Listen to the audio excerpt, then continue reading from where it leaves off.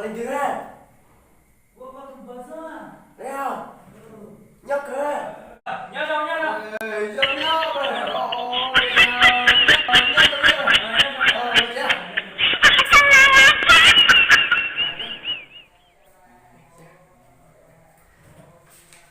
Có đang chơi sao bờ?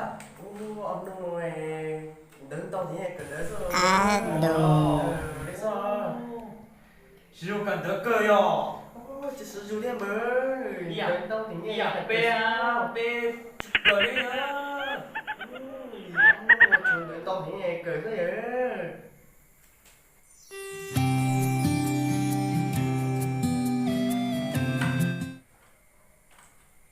Bờ. Ở trên đó nè. Ô, no bờ. Chạy con nó đùng đùng giống con đó ra. Ô, tổ chức tổ kia, cho nó tổ kia, trong cọc cờ theo bờ. Đảm đơn trong cọc cờ theo bờ.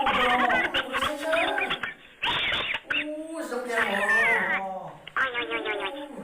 Mua thế, lộ, ít tiểu bầu. Mùa nó to á. Sao có cứu.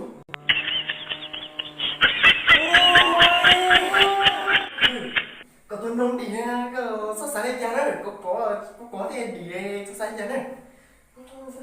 Có ông có nó đỉ à. Xia cha. Sao sáng lên nhà mình. Xia cha. Nhô đừng cũng chết tiếp là bảo mông. Sao sáng lên nhà. Sao sáng lên. Lên á. Ôi tôi nhé. Chỉ xia.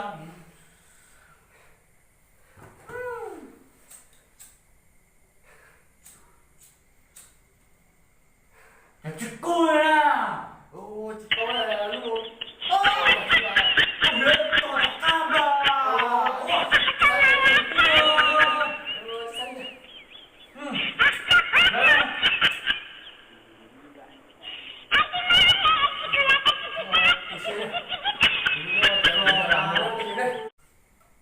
Ô nó bỉ á, có mà.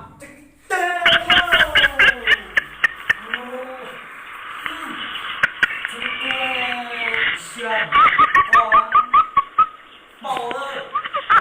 Sao tôi gì? Sao tôi xe? Học rồi nhanh nhẹn sao tôi xe? Bờ. Có của tôi nó đi là chỉ xia